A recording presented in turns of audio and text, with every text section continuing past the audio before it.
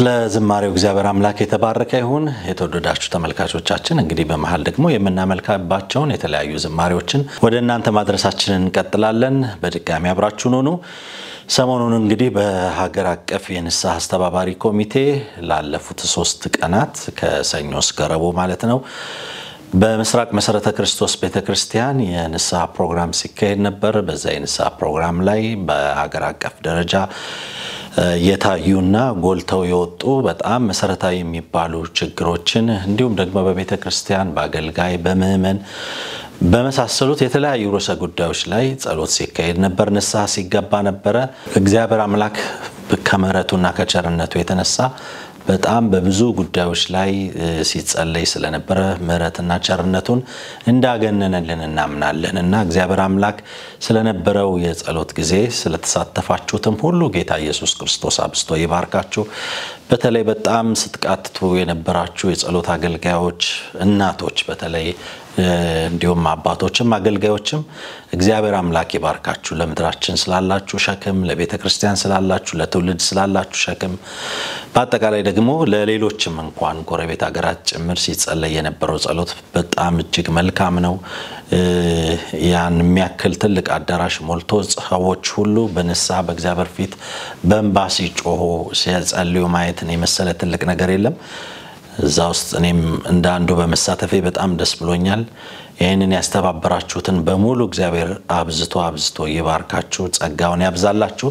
ይሄ እንግዲህ ላለፉት 1 ዓመት እግዚአብሔር አምላክ በባሪያዎቹ ባመጣው መልእክት የተነሳ ነው እንግዲህ ሲጸለይ የነበረው። በዚህ እንኳን መሳተፍ ያልቻላችሁ በተለያዩ ርዕሰ ጉዳዮች ላይ በጌታ ፊት በንስሐ መሆን የሚያስፈልገን ጊዜ ስለሆነ እዚህ ፕሮግራም ላይ ያልተሳተፋችሁትን ብትሆኑ እንግዲህ ንስሐ ሁሉንም ሰው የሚጠይቅ ጉዳይ ነው። የገሌና የገሊት የሚባል ጉዳይ ሳይሆን ሁላችንም እንደ ሀገር በወደቅንበት እንደ ሀገር ባዘንበት እንደ ሀገር በተጎዳንበት እንደ ቤተክርስቲያን ደግሞ በመናያቸው ችግሮች ላይ ሁላችንም ለንስሐ ልንገባ ልንመለስ ደግሞም አቅጣጫችንን አካሄዳችንን ነገሮቻችንን ሁሉ ልናስተካክል ከእግዚአብሔር ጋር ፍሬያማ የሆነ የንስሐ ሕይወት እንዲኖረን የምናደርግበት በጣም ወሳኝ ወቅት ነውና እግዚአብሔር በዛ ጊዜ ውስጥ ስለነበረው መገኘት ስለሰጠን ታላቅ እድል ክብሩን ሁሉ እግዚአብሔር ይውሰድ። የተሳተፋችሁትንም ሁሉ እግዚአብሔር አምላክ ይባርካችሁ። ከተለያዩ ከተሞች 60 አገልጋዮች ተወክለው መጥተው በነዛ አቅጣጫ ዙሪያ ላይ ሁሉ ወክለው በመጡት ከተሞች ዙሪያ ላይ ሁሉ ሲጸለይ ነበር። እንደ ሀገር ነው እንግዲህ ንስሐ ሲገባ የነበረው። ጌታ በነገር ሁሉ የተባረከ ይሁን። የማራናታ ፕሮግራማችን ያለፈውም ሳምንት እንግዲህ ከዚሁ ከጸሎት ጋር በተያያዘ መደበኛው ፕሮግራም አልነበረንም። ነገር ግን ደግሞ በጸሎት ዙሪያ ላይ ውይይት ስናካሄድ ነበር። ባቀረብነው ፕሮግራም ዙሪያ ላይ የተለያየ አስተያየት ስትሰጡን የነበራችሁትን ሁሉ ጌታ ኢየሱስ ክርስቶስ አብዝቶ ይባርካችሁ። በጣም ስታበረታቱን ደግሞም ያንን ፕሮግራም አይታችሁ ስትጸልዩም ንስሐም ስትገቡ የነበራችሁትን ሁሉ እግዚአብሔር አምላክ ይባርካችሁ። ስለ መልካም መንፈሳችሁ ስለ መልካም ትብብራችሁ ስለ ቀና አስተሳሰባችሁና አመለካከታችሁ ጌታ ኢየሱስ ክርስቶስ አብዝቶ ይባርካችሁ። ወደ ቀዳሚው ፕሮግራማችን እናልፋለን። እንደወትሮ ሁሉ ግጥም ነው ቀዳሚው ፕሮግራማችን። የራሄል አሸናፊ ሚስጥሬና የተለያዩ ግጥሞቿን ቀጥለን የምንሰማበት ይሆናል። ከመካር ወጎች ድረገጽ ላይ ያገኘነው ነው። ግጥሙ ይቀጥላል። መልካም ቆይታ አብራችሁ ነው። ሚስጥሬን ለሚስጥረኛዬ ሚስጥሬ ነው ብዬ በሚስጥር ነገርኳት። ካንቺ በቀር ሌላ እንዳይሰማ አልኳት። እሷም በበኩሏ ጥብቅ ሚስጥር ብላ ለሌላ ነገረች እንዳት ነገር ብላ። ያም የተነገረው እንዳት ነግሪ ብሎ ነገራት ለሚስቱ ሚስቲቱም ለሌላ። ከዚያንም በኋላ ሌላው ለጓደኛው በመካከላችን መደባበቅ የለም ስለተባባሉ ጓደኛው ለጮኛው እንደዚህ እያለ በዛ ሚስጥረኛው። አየ ሚስጥር ነገር ስራው በካከነ ስሙን አንቆል ሊቀር ይላል።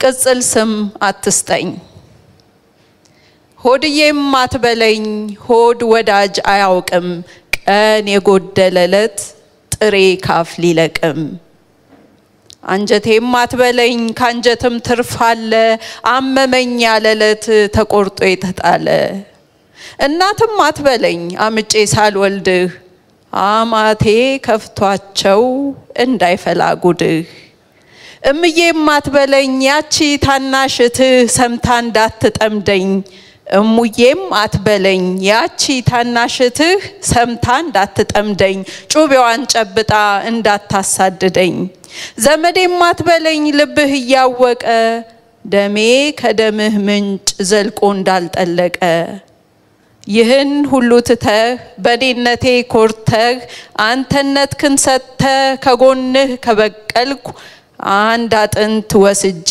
ስጋህን ከለበስኩ እኔ አንተን መሆኔን ከልብህ ካመንከው ድንበር አበጅተህ ቅጥሩን ካልከለልከው በርግጥ ካጣመርካት ነፍስህን ከነፍሴ ፍቅር መዋሃድ ነው አይደለም ውዳሴ በዚህ ከተስማማን ያዳም ዘር በሙሉ ራሱን ስለማይጥል ፍቅር አካሌ ብለህ በራስህ ስም ጥራኝ ቅጥል አታንጠልጥል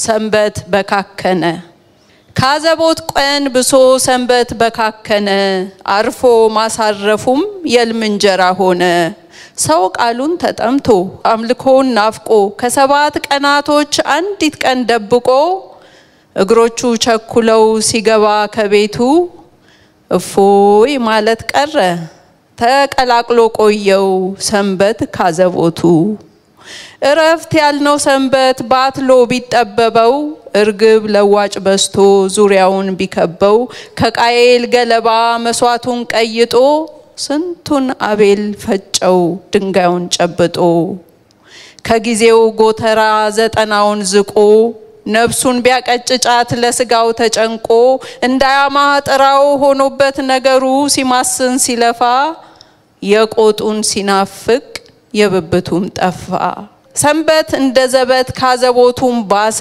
24ቱን ሰባት ጠምዶም ያረሰ ክሳት ፈጀው እንጂ የልቡ አልደረሰ እኛም ብን እሱም ብን ባውሎ እንደተገፋ ውክብክብ ክልብልብ ላመልቀና ደፋ ትርፍ የለው ዘጥ ዘጥ ሌት ተቀን ስንለፋ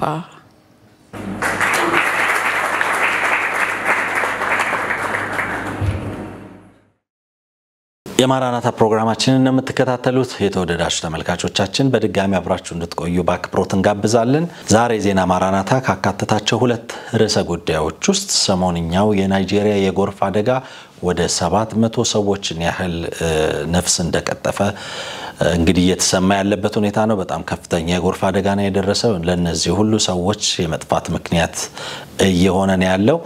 በሀገራችንም እንግዲህ ክረምቱ ከመምጣቱ በፊት ክፉ የሆነ ነገር ወደ ምድራችን እንዳይመጣ ሰዎችንም ንብረትም ላይ ሌሎችም አካላቶች ላይ ጉዳት እንዳያደርስ ልንጸልይ የሚገባበት ጊዜ ነው። ካሁኑ መጸለይ ይገባናል።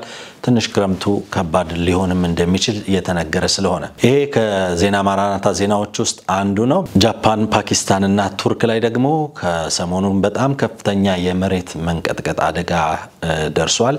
ከዚህ ቀደም እንግዲህ በዓለማችን ላይ የታዩ ስለነበሩ የመሬት መንቀጥቀጥ አደጋዎች ወይም የመሬት መናወጦች ከመጽሐፍ ቅዱስ አንፃር ባለፈው ጊዜ ስናቀርብላችሁ ቆይተናል። ይሄ ከመጨረሻው ዘመን ምልክቶች ውስጥ አንዱ ነው። የመሬት መናወጥ እንደሚሆን መጽሐፍ ቅዱሳችን በመጨረሻው ዘመን ላይ ካሉት ምልክቶች አንዱ እንደሆነ ይነግረናል።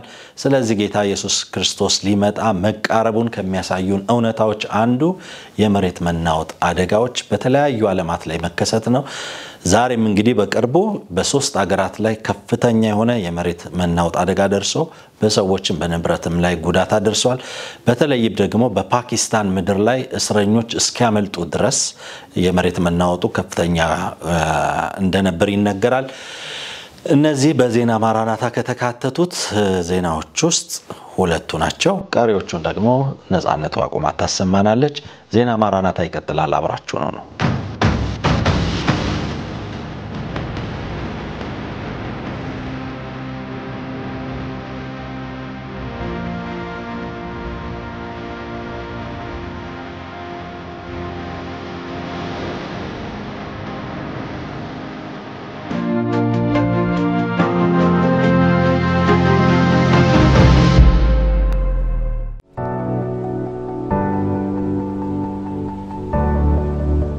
ሰላም ለእናንተ ይሁን። ከተለያዩ ሀገራዊና ዓለም አቀፍ የዜና ምንጮች ያገኘናቸውን መረጃዎች ወደ እናንተ የምናደርስበት የማራናታ የመረጃ ሰዓታችን ነው። ከዜናዎቹ ጋር ነጻነት ወቁማ ነኝ።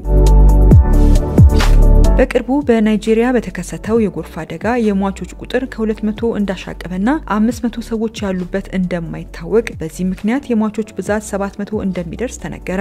በናይጄሪያዋ ሞካዋ ከተማ በጎርፍ ምክንያት የሟቾች ቁጥር ከ200 በላይ እንደሆነና ቁጥሩ እስከ 700 እንደሚደርስ ቢቢሲ ዘግቧል። ዘገባው እስካሁን 500 ሰዎች የደረሱበት አለመታወቁን ተከትሎ የአካባቢው ባለስልጣናት ለቢቢሲ እንደተናገሩት በህይወት የሚገኝ ሰው ከዚህ በኋላ አይኖርም በሚል እምነት የነፍስ አድን ጥረቱ ተቋርጧል ብለዋል። በአካባቢው ተላላፊ በሽታ እንዳይዛመት በጎርፉ የተቀበሩ ግለሰቦችን ቆፍሮ በማውጣት ተገቢውን የቀብር ስነ ስርዓት ማከናወን እንደሚጀመር የሞካዋ አካባቢ አስተዳዳሪ መሐሙድ አሊዮ ተናግረዋል። ባለቤቱና ጨቅላ ልጁን በጎርፍ የተወሰዱበት አዳሙ ዩሱፍ የተባለው ግለሰብ ቤተሰቤን ጎርፍ ሲወስድ ምንም ማድረግ ሳልችል ቆሜ ተመልክቻለሁ፣ እኔም መዋኘት በመቻሌ ነው የተረፍኩት ሲል ገልጿል። እንደ ኢሮፓያን አቆጣጠር በ2022 በደረሰ የጎርፍ አደጋ ከ600 በላይ ሰዎች ሲሞቱ 1.3 ሚሊዮን የሚሆኑ ህዝቦች ከቤት ንብረታቸው መፈናቀላቸውን ዘገባው ጠቅሷል።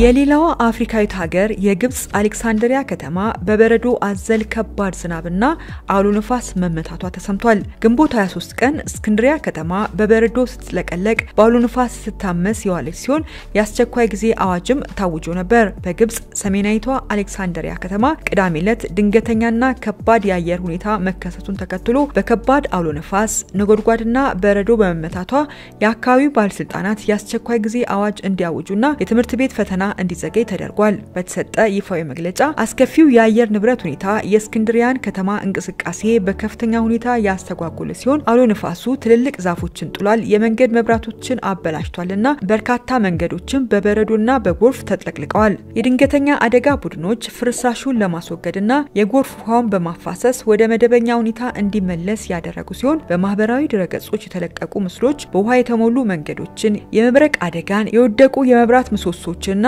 በተከሰተው አስከፊ የአየር ሁኔታ የተደናገጡ ነዋሪዎችን አሳይተዋል።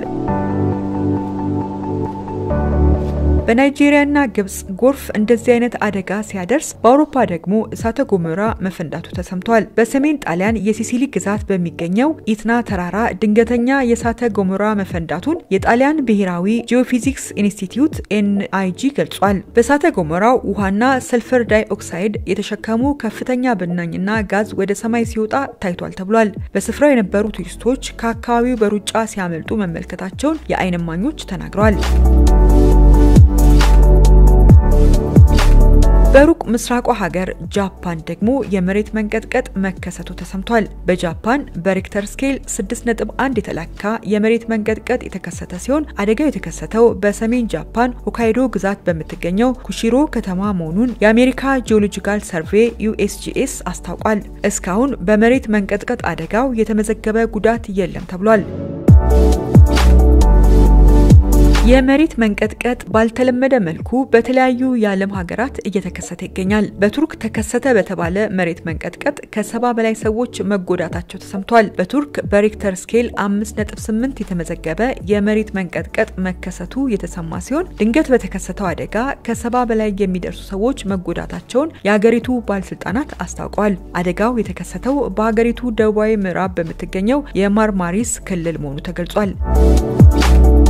ከዚሁ ርዕሳን ወጣ በፓኪስታንም እንዲሁ የመሬት መንቀጥቀጥ አደጋ መከሰቱን ተከትሎ በርካታ እስረኞች ማምለጣቸው ተሰምቷል። በፓኪስታን በመሬት መንቀጥቀጥ አደጋ የተነሳ ታራሚዎች በጅምላ ከእስር ቤት ማምለጣቸው ተሰምቷል። በመሬት መንቀጥቀጥ ሳቢያ ከ200 የሚበልጡ እስረኞች በፓኪስታን ከሚገኝ እስር ቤት ለደህንነታቸው ሲባል ወደ ሌላ ክፍል ከተወሰዱ በኋላ አምልጠዋል ሲል ባለስልጣናት ተናግረዋል። ከካራቺ እስር ቤት የወጡ በደርዘን የሚቆጠሩ እስረኞች በፍጥነት እንደገና መያዛቸውን ፖሊስ ማክሰኞ ዕለት ቢያስታውቅም እስካሁን ድረስ ቢያንስ 130 ያህሉ የደረሱበት እንዳልታወቀ ተገልጿል። ከማሊር እስር ቤት በሌሊት ሸሽተው ከነበሩት 216 እስረኞች መካከል 78ቱ በድጋሚ መያዛቸውን የፖሊስ ከፍተኛ ባለስልጣን ካሺድ አባሲ ለአሶሺየትድ ፕሬስ የዜና ወኪል ተናግረዋል። ካመለጡት መካከል አንዱን ወደ እስር ቤት ለመመለስ በተደረገ የተኩስ ልውውጥ አንድ እስረኛ ሲሞት 3 የጸጥታ ኃይሎች ቆስለዋል ተብሏል። የሲንድ ግዛት የሀገር ውስጥ ጉዳይ ሚኒስትር ሚኒስትር ዚያኡል ሐሰን ላንጃር እንደተናገሩት ከእስር ቤት ማምለጡ ያጋጠመው እስረኞቹ በመሬት መንቀጥቀጡ ወቅት ለደህንነታቸው ሲባል ከክፍላቸው እንዲወጡ በተደረጉ ወቅት ነው። በማዳመጥ ላይ ያላችሁት የማራናታ ዜናዎችን ነው። ኢራን የአሜሪካን የኒውክሌር ስምምነት በመቃወም ዩራኒየም ማበልጸግ እንደምትቀጥል መናገሯ ነው። ቀጣዩ ዜና የኢራን ጠቅላይ መሪ አያቶላ አሊ ካሚኒ ቴህራን የዩራኒየም ማበልጸጓን እንደማትተው ቃል ገብተዋል። በኢራን የኒውክሌር መርሃ ግብር ላይ ለረጅም ጊዜ የዘለቁ አለመግባባቶችን ለመፍታት ያቀደውን ዩናይትድ ስቴትስን ሐሳብ ውድቅ አድርገዋል።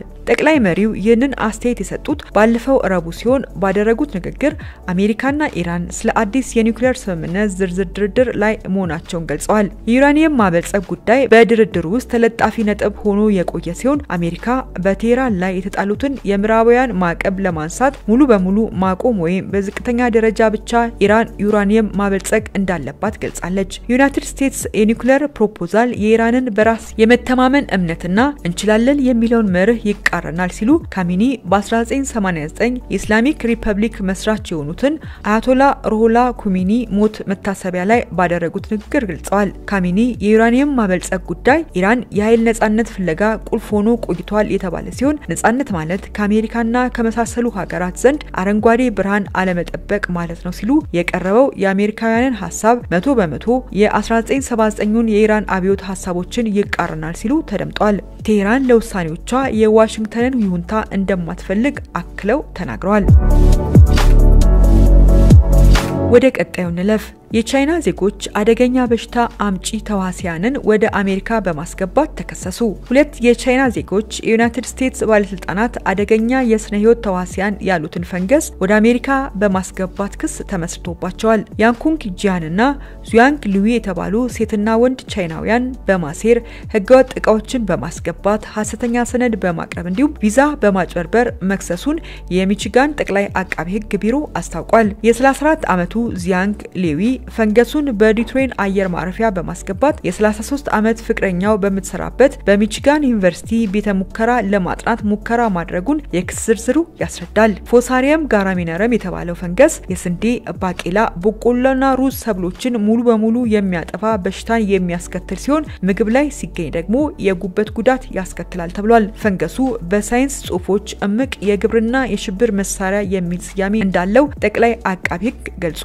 በመላው ዓለም በየዓመቱ በቢሊዮን ዶላሮች የሚገመት የምጣኔ ሀብት ኪሳራ የሚያደርስ መሆኑም አክሎ ተነግሯል። የአሜሪካ አቃቤ ህግ የሆኑት ጀሮም ኤፍ ጎርደን ጁኒየር ክሱን ከባድ የብሔራዊ ደህንነት ስጋት ብለውታል። እነዚህ ሁለት የውጭ ሀገር ዜጎች እምቅ የግብርና የሽብር መሳሪያ ተብሎ የሚታወቀውን ፈንገስ በመሃል አሜሪካ አስገብተዋል። ግባቸውን ለመምታት የሚቺጋን ዩኒቨርሲቲ ቤተ ሙከራን ለመጠቀም ወጥነው ነበር ብለዋል። የወንጀል ምርመራው በአሜሪካ የምርመራ ተቋም FBI እና በአሜሪካ የጉምሩክና ድንበር ጥበቃ በጋራ መደረጉ ተነግሯል። ክሱ የቻይናና አሜሪካ ግንኙነት በሻከረበትና ከቀናት በፊት ፕሬዝዳንት ትራምፕ የቻይና ተማሪዎች ቪዛ እንደሚነጠቁ በተናገሩበት ወቅት የመጣ መሆኑ በሁለቱ ሀገራት መካከል ያለውን ውጥረት አባብሶታል።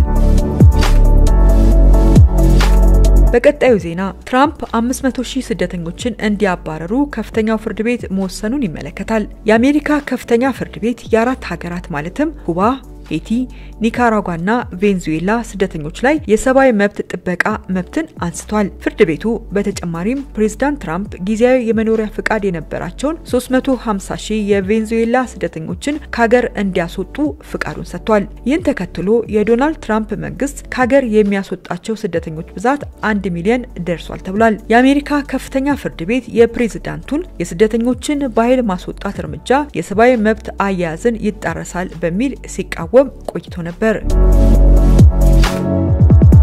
ይህ ዘመን ጦርነት፣ ግጭትና መፈናቀል፣ በሽታና አዳዲስ ወረርሽኞች፣ ልዩ ልዩ የተፈጥሮ አደጋዎች በስፋት የሚታይበት ዘመን ነው። መጽሐፍ ቅዱስ እንደሚለን የመጨረሻው ዘመን ምልክቶች ብሎ የሚገልጻቸው ማሳያዎች በስፋት የሚታይበት ዘመን ሲሆን ወንጌልም በስፋት እየተሰበከ ብዙዎችም ወደ እግዚአብሔር መንግስት እየተጨመሩ ይገኛሉ። ስለዚህም አምላካችንና አባታችን እግዚአብሔርን እያመሰገንን ዘመኑ የመጨረሻው ዘመን መሆኑን መጽሐፍ ቅዱስ ያረጋግጥልናልና ነቅተንና ተዘጋጅተን የጌታችንና የመድኃኒታችን የኢየሱስ ክርስቶስን ዳግም ምጽአት እንጠብቅ በማለት የዛሬውን በዚሁ አበቃን።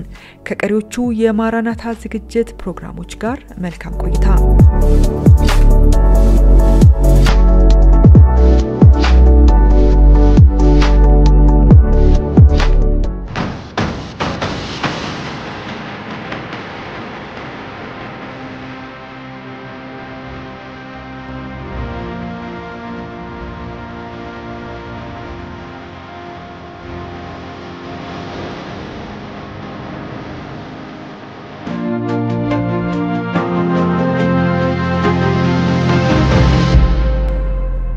የተወደዳችሁ እንግዲህ ባለፈው 15 ቀን ካቀረብናቸው ፕሮግራሞች አንዱና በቀጣይ በሁለተኛው ክፍል እንደምንገናኝ ከተናገርነው ፕሮግራሞች ውስጥ አንዱ የኢሉሚናቲ ጉዳይ ነው።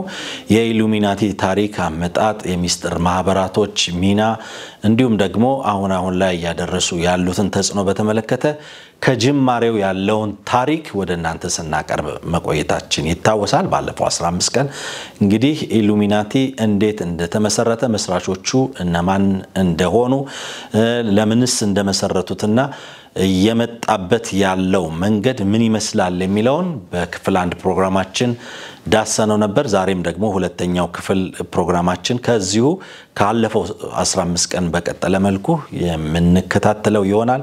ይሄንን ከጅማሮ ጀምሮ አሁን እስካለንበት ድረስ የምናሰማችሁ እንግዲህ በምን ያህል እድገት ውስጥ፣ በምን ያህል ተጽዕኖ ውስጥ፣ በምን ያህል ሰዎችን ወደዚህ የኢሉሚናቲ ሚስጥራዊ ማህበር ውስጥ ሰዎችን እየጨመረ እያስፋፋ እየጎለበተ እንደመጣ ለማሳየትም ጭምር ስለሆነ ከመሰረቱ የምናውቀውን ነገር ከመሰረቱ ማጥፋት እንድንችል ያደርገናል። መሰረቱን አውቀን ደግሞ እንድንጸልይም ያደርገናልና በሀገራችንም ጭምር እንግዲህ የኢሉሚናቲ ሚስጥራዊ ማህበር አባል መሆናቸውንም እንኳን በገሃዱ እየተናገሩ ያሉ ሰዎችም እንግዲህ እንዳሉ ጭምር እየተሰማ የሚገኝበት ወቅት ነው። ለማንኛውም ክፍል 2 ፕሮግራማችንም ታሪኩ ላይ ያተኩራል። እንድትከታተሉ በአክብሮት እንጋብዛለን። መልካም ቆይታ።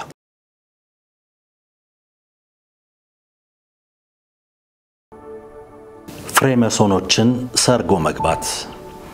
ኢሉሚናቲ በተመሰረተ በአመቱ በ1777 ውሻፕት ሙኒክ የሚገኘውን የበጎ ምክር ቴዎዶሮፍ ጉድ ካውንስል የተሰኘ ሎጅን ተቀላቀለ።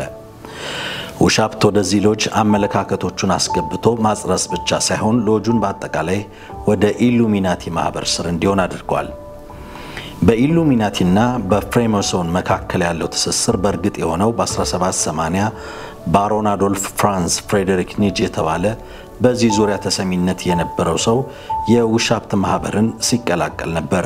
ይህ የጀርመን ዲፕሎማት የሆነው ሰው የነበረው የሜሶናዊ ትስስርና የማደራጀት ችሎታው በኢሉሚናቲ በሚገባ ነበር ጥቅም ላይ ዋሉት። ኒጅ ለኢሉሚናቲ 2 ወሳኝ ነገሮችን አከናውኗል። የማህበሩን የማዕረግ ተዋረድን በማስተካከል አዳዲስ ከፍተኛ ማዕረጎችን ፈጥሯል። በተጨማሪም የሜሶን ልጆች በዚህ ስርዓት ሙሉ በሙሉ እንዲዋሃዱ አስችሏል። በዚህም በኢሉሚናቲ ፍሬመሶን መካከል ትስስር ፈጥሯል። ተጽዕኖ ፈጣሪ የሆነው የጀርመን ዲፕሎማቱና ባዕድ አምልኮ ተከታዩ ኒጅ በ1780 ኢሉሚናቲን የተቀላቀለ ሲሆን ለኢሉሚናቲ የሰራው አዲሱ ስርዓተ ፍሬመሶኖችንና ሌሎች ሀያላን ግለሰቦችን ለመሳብ አስችሏል። ይህ ማህበሩን ፈጣን እድገት እንዲያገኝ ረድቶታል። ኒጅ የማህበሩን የመጀመሪያዎቹን ማዕረጎችን ሳይነካ ከነዚህ በኋላ የሜሶን ማዕረጎችን ጨመረ። በዚህም የፍሬመሶን ወንድማማችነትን የኢሉሚናቲ ክፍል ወይም ትንሽ አካል አደረገው።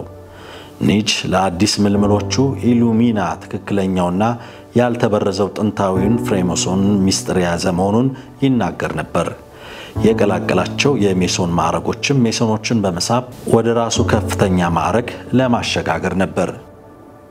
የማህበሩ የላይኛው ማዕረጎች ለተመረጡ ጥቂት ብቻ የተወሰኑ ሲሆኑ እነዚህም ተጽዕኖ መፍጠር የሚችሉና ሀያላን ግለሰቦችን ብቻ የሚያካትት ነበር።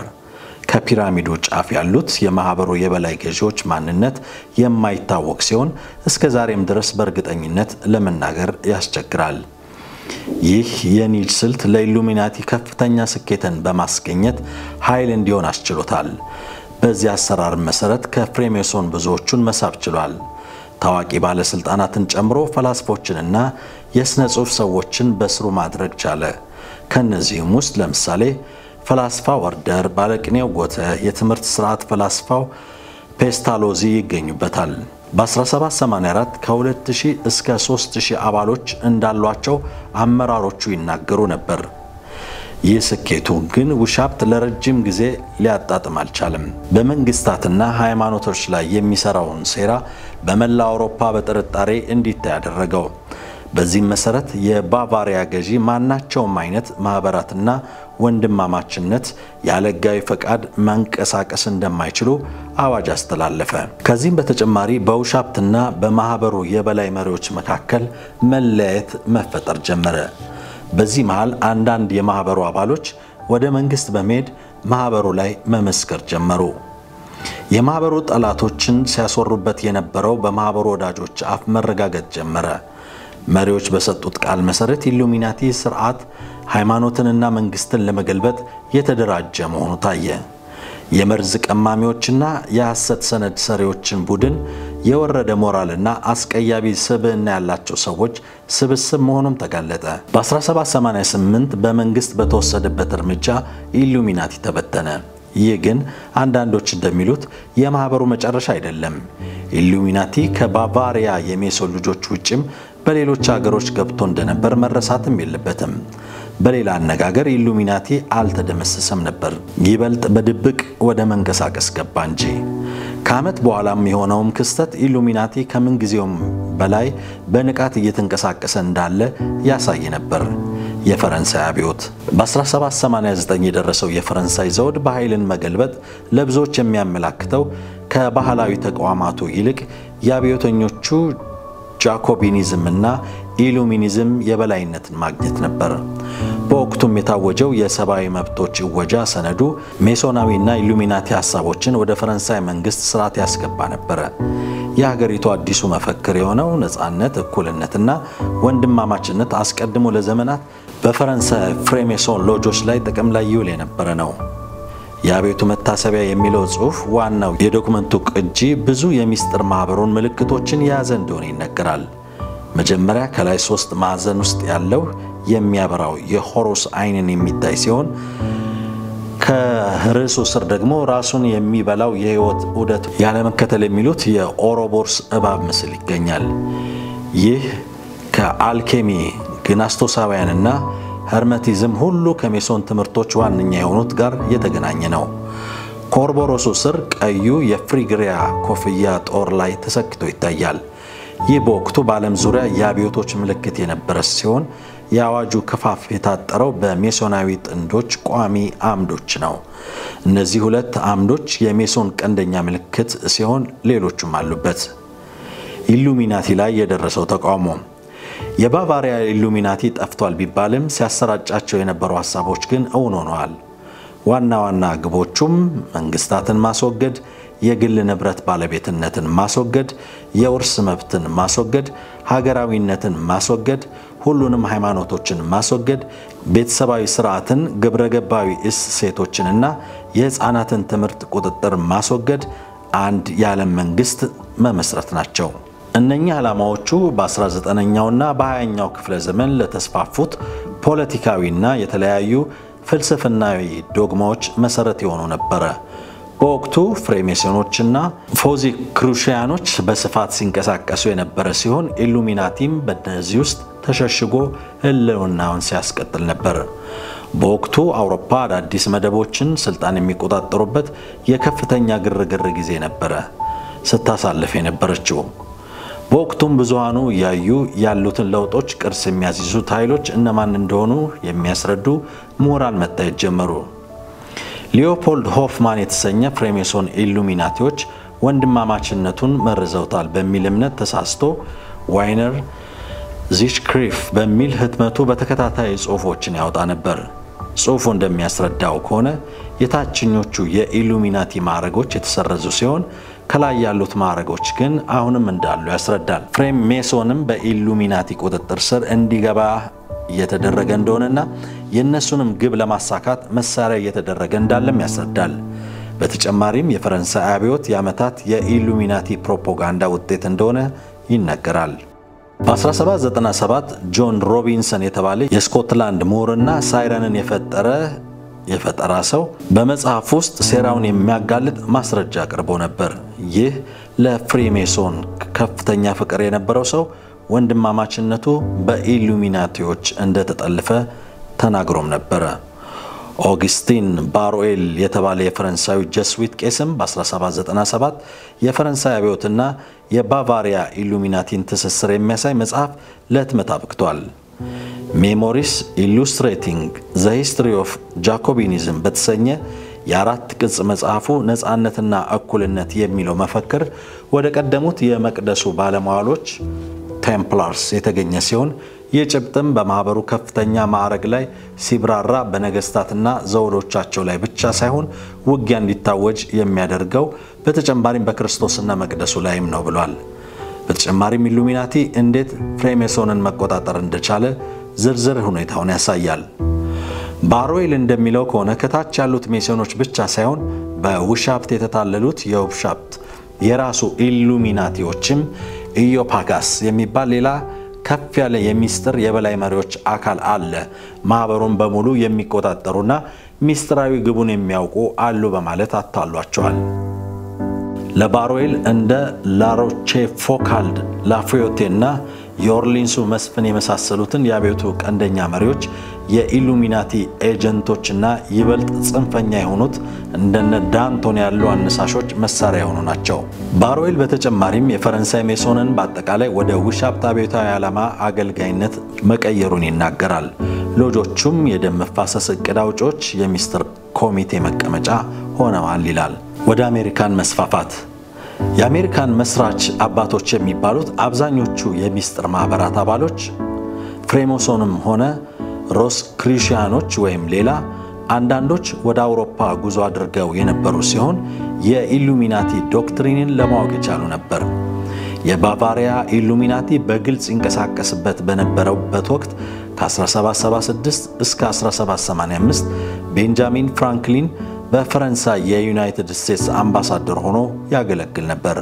በቆይታው ወቅትም ሌስ ኒውስ ሶርስ የተባለ ሎጅ ግራንድ ማስተር ወይም ዋና አለቃ ለመሆን ችሎ ነበር። ይህ ሎጅ የኢሉሚናቲ ተጽዕኖ ያለበት የፈረንሳይ ግራንድ ኦሪዮት ሎጅ አካል ነበር። ይህ ሜሶናዊ ድርጅት የባቫሪያ ኢሉሚናቲ የፈረንሳይ አካላቸው ነበረ። በአሜሪካው የነፃነት አብዮት ወቅት የፈረንሳይን ድጋፍ እንዲያገኝ ሰፊ ሚና የተጫወተ ሲሆን በኋላ ላይም በፈረንሳይ አብዮት እንዲነሳ ሰፊ ድርሻ ነበረው። በ1799 የጀርመን ሚኒስትሩ ጂ.ደብሊው ስናይደር የኢሉሚናቲ እቅድን በተመለከተ ጆርጅ ዋሽንግተን እንዲጠነቀቅ ሲነግረው ሁሉን የኢሉሚናቲ አስቀያሚና አደገኛ እቅዳቸውን ወይም ዶክትሪናቸውን እንደሚያውቀው ነግሮታል። በደብዳቤውም እንደሚከተለው ብሎ ደምድሞ ነበር። በዚህ ሀገር ያሉት ሎጆች የትኞቹም ቢሆኑ የኢሉሚናቲ ናቸው በሚባሉት መሮች አልተበከሉም ብሏል። ከወር በኋላ ለስናይደር በጻፈው ሌላ ደብዳቤ በጉዳዩ ላይ እንዲህ ሲል ዋሽንግተን አክሎበታል። ማለት የፈለኩት የኢሉሚናቲ ዶክትሪኖችና የጃኮቢኒዝም መሮች በዩናይትድ ስቴትስ ውስጥ አልተስፋፋም ለማለት አይደለም። በተቃራኒው ይህ አክት ስለመኖሩ በውበቱ ከኔ በላይ ማንም የሚያምን የለም ለማለት የፈለኩት በዚህ ሀገር ያሉት የፍሬሜሶን ሎጆች እንደ ማህበር የሰይጣናዊ መሪዎችን ለማስፋፋት የሚሰራ የለም ለማለት ነው። ግለሰቦች ሊያደርጉት ይችላሉ። መስራቹ ወይም በዩናይትድ ስቴትስ ዲሞክራሲያዊ ማህበረሰቦች ለመመስረት የተጠቀሙበት መሳሪያ እነዚህ ዓላማዎችን ይዘው የነበሩ ሊሆኑ ይችላሉ። ከራያቸውም ህዝብን ከመንግስታት የመለያየት የነበራቸው ሊሆኑ ይችላሉ የሚለውን ከጥያቄ ውስጥ ለማስገባት በማይቻል መልኩ ማስረጃው አለ ብሏል። ኢሉሚናቲን በተመለከተ ጆርጅ ዋሽንግተን የጻፈው ደብዳቤ ዋናው ቅጂ አካል ማለት ነው። ከዚህ ደብዳቤ በመነሳት ጆርጅ ዋሽንግተን ስለ ኢሉሚናቲ ዶክትሪኖች አሳምረው ያውቅ እንደነበር ግልጽ ነው። የሜሶናዊ ተቋማት በአሜሪካን እንዲያደርጋሉ ብሎ ባያምንም ግለሰቦች ግን ሊሞክሩ እንደሚችሉም ይቀበላል። ሳምንት የመጨረሻውና ሶስተኛው ክፍል ይቀጥላል።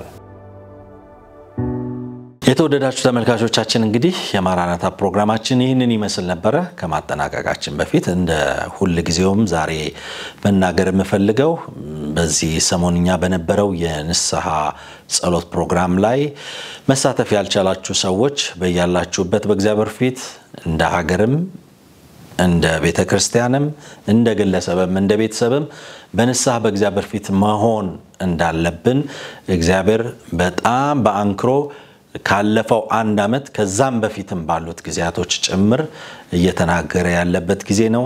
ከእግዚአብሔር ጋር እንታረቅ፣ ከእግዚአብሔር ጋር እንስማማ፣ አካሄዳችንን አረማመዳችንን የህይወት አቅጣጫችንን የህይወት መልልሳችንን ሁሉ እንድናስተካክል እንግዲህ እግዚአብሔር በጣም ባንክሮ እየተናገረ ያለበት ጊዜ ነው። እግዚአብሔር ሊጎበኘን ወዷል። እግዚአብሔር ሊያድሰን ወጥቷል። እግዚአብሔር ምድሪቱ ላይ ሊያደርግ ያለውን የከበረ ነገር ሊያደርግ እግዚአብሔር በራሱ መንገድ በራሱ ሐሳብ በራሱ ጊዜ ሁሉን ነገር አዘጋጅቶ ጨርሷል። እኛ ደግሞ ለዚህ ለእግዚአብሔር ጉብኝት ለሚመጣው ትልቅ ክብርና ለምንናፍቀው ምድራችን ላይ እግዚአብሔር ለብዙ ዘመን ሲናገር ለነበረው ነገር የተዘጋጀን ሰዎች እንድንሆን ራሳችንን በንስሐ እንድናጸዳ ምድራችንን በንስሐ እንድናጸዳ ቤተክርስቲያንን በንስሐ እንድናጸዳ ጥርጊያ መንገድን እንድንጠርግ እግዚአብሔር አበክሮ እየተናገረ ያለበት ጊዜ ነው። ስለዚህ ቸልተኝነታችንን ዳተኝነታችንን የራሳችንን ምሰሶ ትተን የሌላውን ጉድፍ ማየታችንን አቁመን እኔ በእግዚአብሔር ፊት ምንድነኝ እኔ በእግዚአብሔር ፊት ማን ነኝ እኔን እግዚአብሔር ይቅር ሊለኝ ንስሐ ልገባ ይገባል በሚል መንፈስና ማንነት ውስጥ ሆነን የእግዚአብሔርን ፊት እንድንፈልግ በጣም አበረታታችኋለሁ ወንድሞቼና እህቶቼ እንዲሁም ደግሞ አባቶቼና እናቶቼ። ይሄ ጊዜ በጣም ለኛ ወሳኝ ጊዜ ነው። እግዚአብሔር ሊጎበኘን የወሰነበት የቆረጠበት ጊዜ ነው። ነገር ግን ደግሞ እግዚአብሔር ሊጎበኘንና ሊያስበን በወጣበት ጊዜ ውስጥ እኛ እንደሱ ሐሳብና ፈቃድ ካልሆነን ይሄ ጊዜ ካለፈን መጽሐፍ ቅዱስ ላይ አንድም የእግዚአብሔር ባሪያ ሲናገር ነበርና 40 ዓመትና 50 ዓመት ነው አንድ ጉብኝት ዳግም እድል የምናገኘው። ስለዚህ ያን ያህል ዘመን ደግሞ እንደገና ዋጋ እንዳንከፍል በእግዚአብሔር ፊት ልናስተካክል የሚገባንን እንደግል ራሳችንን እያየን ራሳችንን እያስመለጠን ራሳችንን እየመረመረን ከራሳችን አልፎ ደግሞ ለሌላውም እንኳን በመልካምና በጥሩ መንፈስ በቀልብ ሰዎች ወደ ንስሐ እንዲመለሱ እንድናደርግ ይሄንን ደግሞ ባናደርግ ደግሞ ሊመጣ የሚችለውን ነገር ደግሞ መሸከም በጣም ሊከብደን እንደሚችል አስበን ለሀገራችንም ለኛም ለቤተክርስቲያንም እንደ ቤተሰብም በእግዚአብሔር ፊት በንስሐ እንድንሆን ራሳችንን እንድናስተካክል በያለንበት ከተማ በያለንበት አገር በያለንበት ምድር በያለንበት ቤተሰብ ይሄን እንድናደርግ በጣም በታላቅ ፍቅር በጣም በታላቅ ትህትና በጣም በታላቅ አክብሮት ታናሽ ወንድማችሁ ለመናችኋለሁ። ጌታ ኢየሱስ ክርስቶስ ዘመናችሁን ይባርክ። እግዚአብሔር ይስማን፣ እግዚአብሔር ይለውጠን፣ እግዚአብሔር ያድሰን፣ እግዚአብሔር ይጎብኘን። በሚቀጥለው ሳምንት በተመሳሳይ መልኩ የማራናታ መደበኛ ፕሮግራማችን ይቀጥላል። እስከዛው ድረስ የእግዚአብሔር ፍቅር ከሁላችን ጋር ይሁን። እስከ ሳምንት ድረስ ሰላም ቆዩ።